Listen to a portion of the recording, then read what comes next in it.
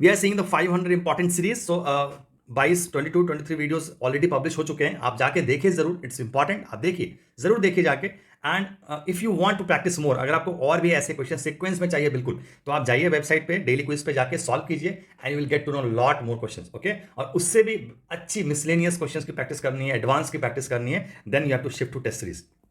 Okay, so for my students I lay their foundation first of all through daily quiz, उनके बाद उनको test series करना है and then you are complete. Okay, so moving for the first question for the today is the adaptation research alliance. Now okay, answer is visible here but it's fine. Okay, no problem. तो एक coalition alliance है and you can find here which is the correct one. Okay, because this is important for you to understand here कि ऐसे alliance जो भी environment related है, I feel they are very very important.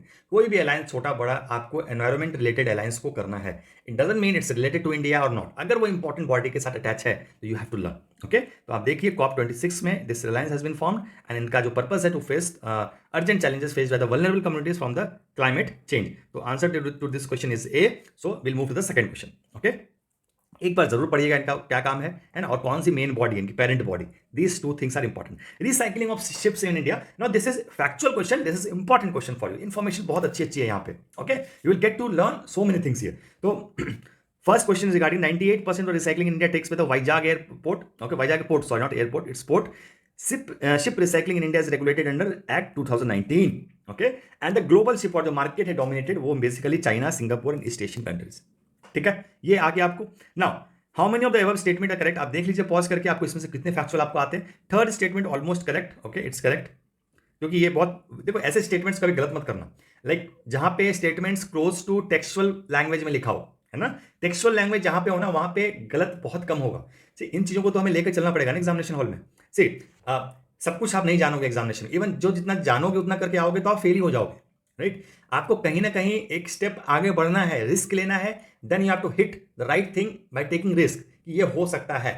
जैसे आप काम करते हो ऑफिसर बनने के बाद कि आप एक आइडिया लगाते हो उसको कैसे हैंडल किया जाए, आप करने की कोशिश करते हो, कई बार आप सफल होते हो, कई बार आप सफल नहीं होते हो। सेम प्रीलिम्स के पेपर में भी फर्स्ट डे से ये आपको उस जोन में पुश कर देता है UPSC. That's why this is बहुत रेपुटेटेड एग्जाम है, बहुत एकदम एक भी ब्लैक स्पॉट नहीं है, right. So this is what. So अब देखिए यहाँ पे तीनों स्टेटमेंट सही है। अब आप आंसर ए में जाइए, only one. Okay, only one में जाइए, यू कैन सी एक कोई स्टेटमेंट सही है, बाकी दोनों गलत है। अब आंसर को जगह है, ठीक है। 98% जो शिप रिसाइकलिंग होती है इस पोर्ट पे होती है। Vizag is incorrect, first is incorrect. Okay, now second statement is also correct। You see here the recycling act is aimed at ensuring that ships when recycled do not pose risk। Okay, the act is not yet enforced। Okay, ये enforce अभी तक नहीं हुआ, it will be enforced only when Hong Kong convention will be come into force। Okay, तो ये convention क्या है, ship से रिलेटेड है, तो ये आप देख लीजिएगा। एक्चुअली में इसमें क्या दे रखा है, कुछ टारगेट्स हैं, क्या है ना। ये भी फोर्स में नहीं है, ये कह रहा है जब तक ये फोर्स में नहीं आएगा तब तक ये नहीं आएगा, because it is based on this line only, on the line of this, इसको बेसिस रख के ये तैयार किया गया है। Okay, now the ship recycling in the countries regulated under, तो करंटली कैसे रेगुलेट होता है अगर एक्ट फोर्स में नहीं है तो, इस कोड से होता है, 2013 का कोड है उससे होता है, and it is more stringent than, सख्त है, कहते हैं ना सख्त यूपी में, राइट, सख्त है, हांगकांग कन्वेंशन से भी ज्यादा मजबूत है, ये स्ट्रिक्ट है, लीनियंट नहीं है, right. Third statement is correct, it's major dominated areas देख लीजिए कौन कौन से है ना, due to the skilled workforce and latest technology, है ना, इसका थोड़ा सा ध्यान रखना है आपको, ठीक है। Now moving to the next question is regard progression of the Lok Sabha. अब ये बहुत इंपॉर्टेंट है आपके लिए, कुछ क्वेश्चंस आप गलत नहीं कर सकते हो, है ना, बिल्कुल नहीं कर सकते। अगर आप करोगे तो इट्स लाइक आपका एग्जामिनेशन में मतलब ही नहीं है, ये क्वेश्चन का गलत होने का चांस ही नहीं है, ठीक है। तो इस चीज का यार, विदाउट डिसॉल्विंग अगर हम किसी सेशन को डिसकंटिन्यू करते हैं, उसको प्रोवोक करते हैं, तो it is not dissolution. Okay, it's not dissolution. Lok Sabha, ये क्वेश्चन अगर इसका गलत हुआ है तो प्रॉब्लम में है, राइट, एग्जिस्ट कर रहा है प्रॉब्लम उनके लाइफ में भी, यूपीएससी को रिलेटेड, ठीक है। Lok Sabha is provoked bye the speaker, house can not B provoked while it in session, and only Lok Sabha can provoke the house. कौन से स्टेटमेंट सही है इसमें से, आप चेक कर लो, ठीक है। अब इसका आंसर देख लीजिए, D, none of the above. जिसने भी एक भी स्टेटमेंट को सही किया है तो सबसे पहले कमेंट में डाल दीजिए, हाँ मैंने कुछ गलत किया है, मैंने ये किया है। Okay, this is first. Okay, now answer देख लीजिए, डी है इसका answer, D. Okay, now answer D है, तो अब इसमें से आप चेक कीजिए यहाँ पे क्यों है डी। ओके, सब कुछ आर्टिकल से लिया गया है।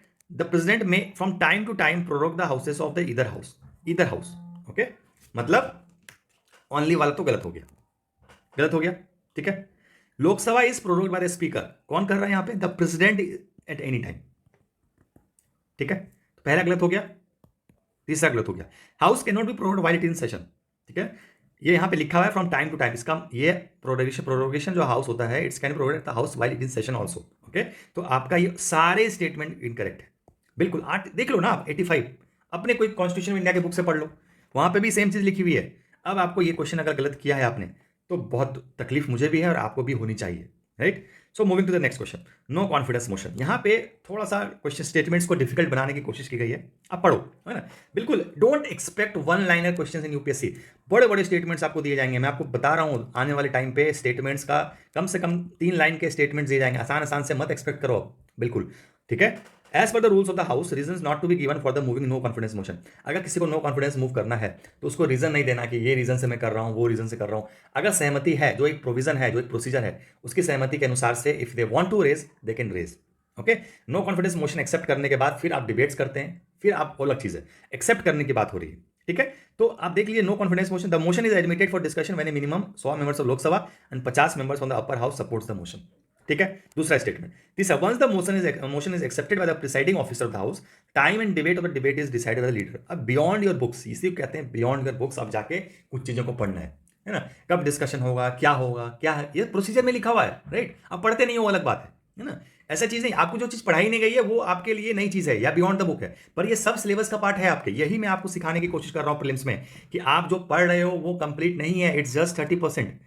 चिल्लाता रहता हूं ना आपको, बिगिनिंग से प्रैक्टिस करो, टेस्ट सीरीज करो, खूब सारे क्वेश्चंस की प्रैक्टिस करो, तब जाके आपको समझ में नहीं आती है। एंड में you are struggling with CSAT, revision, scores कमा रहे हैं, प्रैक्टिस वैसे भी नहीं हो पाती है। बिगिनिंग से from June you should start your basics test, जुलाई अगस्त तक खत्म हो जाना चाहिए बिल्कुल बेसिक्स। अगर ये नहीं खत्म करते हो ना आप अगस्त तक, अब सितंबर अक्टूबर नवंबर में आके एनसीईआरटी स्टार्ट करना is delay, okay. Always start from June, कोई भी चीज, और देते रहिए। एंड में आके एडवांस करना है कि सब्जेक्ट पे ही काम करना है। ये सारी चीजें जिसने भी मेरे स्टूडेंट्स हैं जिन्होंने जून में ज्वाइन किया हुआ है, वो कभी इसको गलत नहीं करेंगे। They have already learn this in their test series July August only, वो भी एडवांस लेवल पे है, right. So fourth statement is one the ground for disqualification tenth schedule is abstaining from the voting against the party direction. मतलब अगर आप abstain करते हो voting से, तो भी आप 10th शेड्यूल के अंदर डिस्क्वालीफाई हो जाते हो। ये 4 स्टेटमेंट है। अब आप देखिए, ए आंसर इज ओनली 1, 3 गलत है इसमें। As per the rules no reason needs to be given for moving the motion. Second statement is incorrect because there is no role of Rajya Sabha. आप देख लीजिए यहाँ पे प्रोसीजर में भी, आपको प्रोसीजर भी दिखाता हूँ, ये इमेजेस में इसलिए डालता हूँ, है ना। यहाँ पे देखिए 50 मेंबर्स लोकसभा के बस चाहिए, ठीक है। यहाँ पे राज्यसभा का रोल ही नहीं है, और लोकसभा में भी 50 चाहिए बस, है ना, सपोर्ट करने के लिए मोशन को, ठीक है। Third statement is also correct because once the motion is accepted the speaker will announce the day, speaker will announce a day and the time, right? Speaker will announce, right? So it's not the president or the leader of the house, it's the speaker. Fourth statement is correct because whenever it is said the whip is issued, it means direction is issued. Any violation of this direction can result in disqualification. अब इसमें से क्या क्या आता है देख लीजिए। If he votes or abstains from the voting in such house contrary to the direction issued, he will be disqualified and defection, 10th schedule. तो फोर्थ ऑप्शन को छोड़कर 1, 2, 3 तीनों गलत है। पॉज कीजिए और लर्न कीजिए, पॉज कीजिए और लर्न कीजिए, ठीक है। This is what you will do. Moving to the next question, depositor education and awareness fund. अब ये बेसिकली लगेगा आपको देखने के लिए कि चलो कुछ एजुकेशन से रिलेटेड है, बट एक्चुअली इसका काम क्या है देख लीजिए। सबसे पहले आरबीआई इसको लॉन्च करिए। An amount remaining unclaimed for 10 years is move to this fund only. ये फंड इसलिए बनाया गया है कि बैंक में 10 साल से ज्यादा कोई अमाउंट पड़ा हुआ है और वो पड़ा रह गया, बूढ़े बूढ़े लोग चले गए ऊपर पैसे छोड़ के, तो वो पैसा कहाँ जाएगा अब, तो ये इस अकाउंट में चला जाएगा, ठीक है, अगर कोई उसका लेने वाला नहीं है। तीसरा, the DEF scheme provide the option for depositor to reclaim. एक बार जो ऊपर चला गया, इस फंड में चला गया, तो इसको रिक्लेम भी कर सकते हैं कि नहीं, ओके। आंसर डी 1, 2, 3, मतलब कम से कम पैसा मिल सकता है वापस, ठीक है। तो ये स्टैब्लिश्ड हुआ रिजर्व बैंक ऑफ इंडिया ने 2014 में किया था। Depositor interest for any other related purpose deem necessary by the RBI. Promotion of depositor, पैसा जो जमा करते हैं उस पैसे को के लिए ये फंड बनाया गया है, चाहे वो रह जाए कहीं चला जाए, सबको वापस लेके आना है, ठीक है। नाउ अमेंडमेंट दिस एक्ट के this section 226 has been inserted in the act empowering, ये इस एक्ट के अंदर ये अमेंडमेंट लाया गया है एंड उसके अंदर ये चीज लाई गई, ये फंड को लाया, तो ये फंड भी इधर लेके आया, ये भी याद रखना। 1934 का एक्ट नहीं है आरबीआई का, okay. With in a period 3 months expiry of the 10 years, ये पढ़ लेते क्या है। सेकंड स्टेटमेंट भी सही है। The Reserve Bank shall establish, अच्छा देखिए, under the provision of this section, पढ़ देता हूं मैं, आप लोग घबरा जाते हो ना। which has not been operated upon the period for 10 years, 10 years तक पैसे से कोई छेड़छाड़ नहीं हुई है। remaining unclaimed for more than 10 years shall be credited to the fund, fund इस फंड की बात कर रहे हैं, okay. With in a period of 3 months from the expiry, 10 years plus 3 months पे डिपॉजिट हो जाएगा इस फंड में, ठीक है। नाउ अगर ये रिक्लेम अमाउंट का है provision, in case the demand from the customer deposit unclaimed has been transfer, तो फंड ट्रांसफर होने के बाद अगर ये चीज़ है, lodge complain refund the fund, ये कर सकते हैं, करेक्ट। वापस पैसे को खींच के फंड से लेके आ सकते हैं, प्रोविजन है। ओके, चेयरपर्सन कौन है, कंपोजिशन देख लीजिए। Deputy governor of the RBI appointed by the governor of RBI, ex officio chairperson. इस फंड का चेयरपर्सन होना चाहिए कोई, है ना। जैसे आपने कल के वीडियो में देखा था पब्लिक स्टेबलाइजेशन फंड स्कीम, उसका चेयरपर्सन कौन था, सेक्रेटरी कंज्यूमर अफेयर्स, है ना। उसी तरह इसको फंड को मैनेज करने के लिए हमेशा एक कमेटी बिठाई जाती है, हमेशा, ठीक है। अब देखिए, share of the livestock in the total agriculture output has increase twice in the last 4 years। Share of the livestock in the total agriculture as per the act, central government by notification includes animals in definition of livestock. Livestock में कौन कौन से animals आएंगे, कौन decide करता है, state करती है, सेंट्रल करती है, ये भी आपको पता करना होना चाहिए। आपकी भैंसिया आएगी कि न्यूज़ एक्ट के अंदर, ये पता करना है आपको। आपकी गाय आएगी कि नहीं, आपका वो बकरी हो, आपका भैंस हो, जो आना है कि नहीं, सब कुछ ये डिसाइड कौन करेगा, देख लीजिए कौन करेगा, है ना। बेसिक्स क्वेश्चन है ना, बिल्कुल आप देख लीजिए, है ना। अब रिपोर्ट देखिए, रिपोर्ट बिल्कुल एकदम एडवांस क्वेश्चन पढ़िए, एकदम मजा आ जाएगा आपको डायग्राम के साथ, है ना। डायग्राम के साथ original document the best document to learn. मैं इतना देखा है, ये भी आप बिल्कुल जो मैगजीन से पढ़ने लगे हो ना, मुझे तो समझ में नहीं आती, ठीक है। नेक्स्ट ईयर जून से देखेंगे सबको क्या करना है। अब ये देख लीजिए, इनका शेयर इंक्रीज हुआ है, राइट, तो this is correct, okay. And as per the livestock important act 1898 का एक्ट है, ओके। ये एनिमल्स इंक्लूड होते हैं, और ये कौन करता है, सेंट्रल गवर्नमेंट करता है। ये एक्ट को रिप्लेस 1890 एक्ट का चला रहा था, देखो अभी देखो आप, ये क्या किया इन्होंने, the bill has been proposed to replace 125 year old act. ये बिल आया यहाँ पे, ये पास हुआ है कि नहीं हुआ एक बार देख लेना आप एक बार, ठीक है। तो ये बिल आया था अभी, और इसको इस 125 साल पुराना एक्ट को रिप्लेस करने के लिए, ठीक है। चलिए, moving to the next question. Indian Meteorological Department, joint collaboration with the US, has developed a flash flood guidance system. Flash flood, ये तो इंपॉर्टेंट है इंडिया के रेस्पेक्ट में। बहुत सारे flash floods, sudden flood, right, flash flood, sudden flood, कोई बहुत rocket science नहीं है यहाँ पे, राइट। तो इसने यूएस के साथ कोलाबोरेट किया है, अच्छे लोग अच्छे जगह काम कर रहे हैं, ठीक है।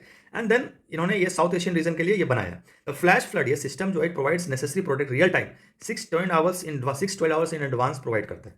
The occurrence of flash flood events increase in last few years in India. एक जनरल स्टेटमेंट भी दे दिया आपको मैंने, फ्लैश फ्लड्स का स्टेटस क्या है इंडिया में, ओके। तो आंसर इज डी होना चाहिए, सी, नो सॉरी, सी, ऑल थ्री। तो आप देख लीजिए यहाँ पे, recognising the flash flood importance, है ना। WMO has interested India with the responsibility of regional centre. South Asian का रिस्पॉन्सिबिलिटी किस पे है, वर्ल्ड मेट्रोलॉजिकल डिपार्टमेंट ऑर्गेनाइजेशन ने इंडिया मेट्रोलॉजिकल डिपार्टमेंट को ये काम दिया है, साउथ एशियन रीजन के लिए ये डिजाइन करो, राइट। तो इन्होंने किसके साथ किया है, यूएस के साथ, okay. You have design the US and you can see here warning of the flash flood 6-12, ये सिस्टम 6 से 12 घंटे तक एडवांस में देता है अलर्ट, है ना। एंड साउथ एशियन कंट्रीज, ये इतने सारे कंट्रीज हैं इनका ये, और इंडिया में फ्लड्स बहुत बढ़ रहा है। Recognizing that floods has a particular disaster impact on lives and properties, the 15th world meteorological organization congress has approved the implementation of this system, okay. तो इंडिया में फ्लड्स भी इंक्रीज हुए हैं, ये स्पेसिफिकली नहीं लिखा हुआ है, कोई बात नहीं, आप यहाँ पे याद कर लो इसको। ग्रीन क्लाइमेट फंड देख लेते हैं, ये कैसे स्टैब्लिश हुआ, ओके, थोड़ा जल्दी देखते हैं, ओके। तो it establish in the framework of the UN GCF follows a country-driven approach, which means the developing countries lead GCF programming and implementation. Country-driven approach, which countries lead करेंगे, right? Developing countries. Ministry of Environment India is a national designated authority. हर का body का एक national designated authority होता है, जैसे interpole का CBI, है ना। तो आप देख लीजिए यहाँ पे, see all three are correct, first statement is correct, the fund establish within UNFCCC, okay. अब की स्टेटमेंट देख लीजिएगा, की फीचर्स क्या है इस फंड का। Follow a country driven approach, which means that developing countries lead GCF programming and implementation, okay. Country driven approach, country ownership of GCF financing decision enables developing countries to turn NDC ambitions into climate. NDC जो Paris climate में इन्होंने किया है, इसको ambition, इस ambition को convert करना है एक्शन में, है ना। ये पढ़ लीजिए आप बिल्कुल यहाँ पे। Third statement is correct, India में भी मिनिस्ट्री ऑफ एनवायरमेंट का डेजिग्नेटेड अथॉरिटी है, तो इसको आप लर्न कर लीजिए, ठीक है। Moving to the second last question for national human rights commission, कौन कौन से इसके बॉडी होते हैं। It's not authorize to investigate the complaints against the arm force and is the person who is the chief justice of India. Chairperson कौन है, और financial expenditure is approved by the parliament annually. अच्छे statements हैं, नए statements हैं, और इसमें से 2 आपको नहीं आते हैं, ठीक है। तो moving to the answer B, only 2, एक कोई गलत है, देखते हैं कौन सा गलत है, okay. The commission is not authorize to live complaint arm force, it can only seek report from the central government. Seek, report दिखाओ, रिपोर्ट दे दो, इतना ही कर सकते हैं। वैसे भी ये बॉडी किसी काम की नहीं है ना, सिर्फ ये एडवाइजरी डालती है, कुछ नहीं कर पाती, किसी काम की नहीं है सब बॉडीज, बस ये नोटिस में आ जाती है ना, ह्यूमन राइट्स कमीशन। चलो, आपको पढ़ने से मतलब है। Central government will shell inform the commission on the decision recommendation in 3 months। ये पढ़ लो, ये सारे स्टेटमेंट्स इंपॉर्टेंट है आपके। अगर national human rights commission exam में आया तो ये 100% पूछेंगे आपसे, 100%, ठीक है। Commission shall publish this report together with the recommendation made to the central government ठीक है, रिपोर्ट पब्लिश करनी होती है इनको, आप पढ़ लीजिए। Second statement also correct. Constitution आप देखोगे तो चेयरपर्सन कौन होता है, देखो चीफ जस्टिस और जज of the supreme court, chairperson. Second statement सही है यहाँ पे, ठीक है। अब देखिए आप, third statement is also incorrect. Third statement is incorrect. Status depend on central government. The central government shall after the appropriation made by the parliament वाला in his behalf pay to the commission by way of grants and such arm fit. Okay, ठीक है। The central government shall, after due appropriation made by the parliament by law in the behalf, pay through the commission by way of grants such as some such sum of money as the central government may think fit and being utilized. Okay, तो answer आपका incorrect है ना, this is incorrect. Third statement आपका incorrect. इसका जो financially power है ना, that is with the central government. देखो ना, आप लिखा हुआ है यहाँ पे, कुछ घबराओ मत यहाँ पे। Central government may think fit, जहां पे फिट की बात आ गई, उसको अच्छा लगेगा तो कितना करना चाहिए, एनुअली कुछ फिक्स नहीं है, ठीक है। Last question for together, Belem declaration. सबसे पहले तो बताओ मुझे बेलम कहां पर है, ठीक है। ये प्लेसेस इन न्यूज का क्वेश्चन है, तो answer to this question is A. Amazon को प्रोटेक्ट करने के लिए डिक्लेरेशन साइन हुआ है बेलम का, देख लीजिए मैप सबसे पहले, ब्राजील यहाँ पे, ठीक है। और ये डिक्लेरेशन 8 अगस्त को साइन हुआ है अमेजोन कॉर्पोरेशन ट्रीटी को, जो भी आप पढ़ लीजिए अमेजोन को बचाने के लिए बस, ठीक है। कौन कौन से कंट्रीज आते हैं अमेजोन में देख लीजिए, okay. And this is question for the today, answer is A, protecting Amazon region. तो इतना होने के बाद आज आपने जितना कुछ लर्न किया है नहीं किया है, थोड़ा कमेंट में बताइए मुझे, कुछ सीखते हो कि नहीं सीख रहे हो, या फिर मैं बोला जा रहा हूँ किसी काम का नहीं है तो मैं स्टॉप कर दूंगा इसको, है ना। तो आप थोड़ा बताइएगा मुझे जरूर से, और इसको करने की कोशिश कीजिए जितना ज़्यादा हो सके। Will see tomorrow the next good questions.